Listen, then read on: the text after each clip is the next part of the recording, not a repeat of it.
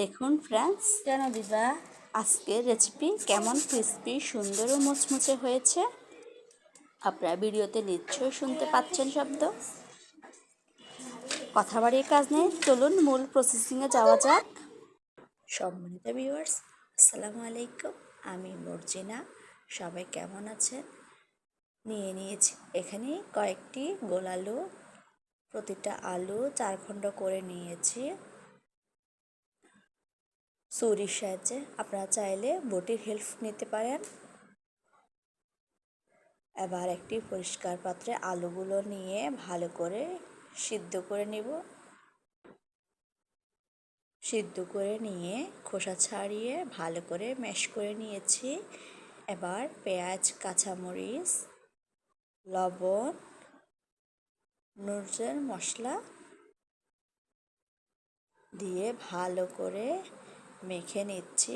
এখানে চাইলে আপনারা চাট মশলাও ব্যবহার করতে পারেন। আমি নুডলসের মশলা ব্যবহার করেছি।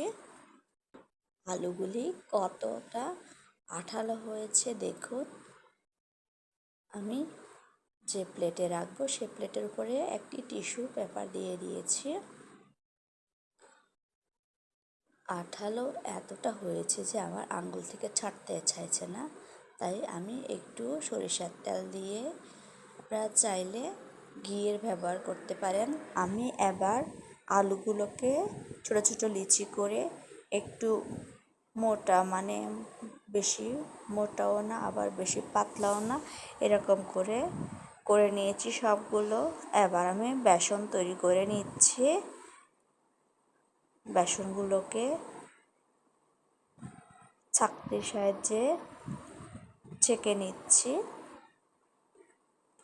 দেখুন কতগুলি বাবল উঠে এসেছে। ভালো করে ছেঁকে নিচ্ছি।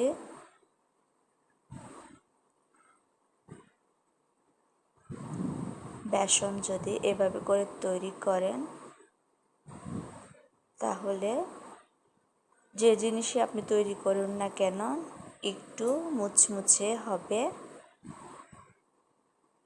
এবার আমি চাউলের গুঁড়ো এভাবে করে ছেঁকে নিয়েছি ময়দার পরিবর্তে আপনারা আটাও ব্যবহার করতে পারেন। আমি ময়দায় নিয়েছি, ময়দাটাকেও এভাবে করে ছেঁকে নিচ্ছি। বেসনটা একটু সময় নিয়ে যদি এভাবে করেন তাহলে আপনার বেসনটা সুন্দর করে হবে। আর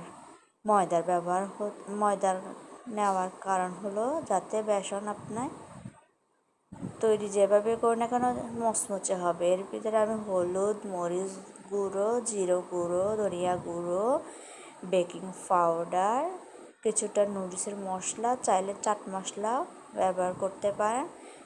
একটা হ্যান্ড টুস দিয়ে ভালো করে নেড়ে চেড়ে দিচ্ছি। অল্প অল্প পানি দিয়ে করে নিচ্ছি। আমি বারবার পানি ব্যবহার করছি। হ্যান্ড টুস্টের পরিবর্তে কাঁটা চামচ অথবা হাতেরও ব্যবহার করতে পারেন। আমার কাছে হ্যান্ড টুস্টটি ভালো মনে হয়েছে, তাই আমি এটির ব্যবহার করছি। ভালো করে নেড়ে ছেড়ে বেসনটা করে নিচ্ছি।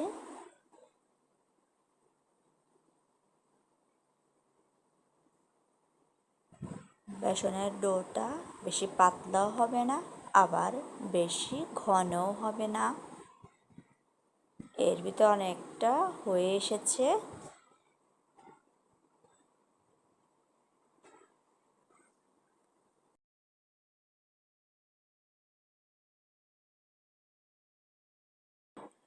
আমি আঙ্গুলের সাহায্যে একটু চেক করে নিচ্ছি আর একটু পানি দিয়ে ভালো করে নেড়ে চেড়ে নিচ্ছি। এবার পারফেক্ট হয়েছে। হ্যান্ড টুস্ট তুলে নিয়ে ঝেড়ে রেখে দিচ্ছি। চারপাশ ভালো করে একটি আঙ্গুল দিয়ে এভাবে করে মুছে দিচ্ছি। চাইলে আপনি পাতলা কাপড় কিংবা টিস্যু দিয়ে মুছে নিতে পারেন।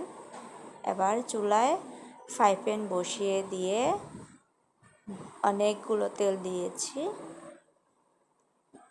তেলটা পরীক্ষা করে নিচ্ছি একটুখানি বেসন দিয়ে। বেসনটা দেখুন উপর দিকে যখন উঠে এসেছে মানে তেলটা গরম হয়ে গিয়েছে। আমি এবার রেখে দেওয়া আলুর বলগুলো বেসনে ডুবিয়ে এপিট ওপিট করে ভালো করে মেখে নিয়ে গরম তেলের ভিতরে আস্তে করে ছেড়ে দিচ্ছি। সাবধানে উপর থেকে কিন্তু তেলে কোনো জিনিস দিবেন না, তাহলে গায়ে ছিটতে পারে। একটু নরম করে মানে নিচ থেকে দিবেন। সবগুলো দেওয়া হয়ে গিয়েছে, মানে পাইপ্যানে যতটুকু হাঁটে ততটুকু দেখুন, একটির সাথে একটিও লাগছে না। এরকম করে বেসন যদি তৈরি করেন আপনারা, তাহলে শুধু খেতেই মন চাইবে। এগুলো অনেকটা লালচে হয়ে আসছে, আর যতটুকু লালচে হওয়ার ঠান্ডা হতে হতে কালারটা চলে আসবে। আমার সবগুলো হয়ে গিয়েছে, আমি তাওয়া থেকে তুলে নিয়েছি। অতিরিক্ত তেল ঝরাতে আমি প্লেটে টিস্যু ব্যবহার করেছি। এখন বেঁচে যাওয়া বেসনগুলোর ভিতরে কয়েকটা কাঁচামরিচ দিয়ে আমি তেলে দিয়ে দিচ্ছি। এগুলোকে আমরা মরিচা বলি। আপনারা কে কোন নামে বলেন কমেন্ট করে জানাবেন প্লিজ। ভিডিও চলাকালীন সময়ে যদি আমার কোনো রকম ভুল ত্রুটি হয়ে থাকে, আন্তরিকভাবে দুঃখিত। আর ভিডিওটি ভালো লাগলে একটি লাইক দিন।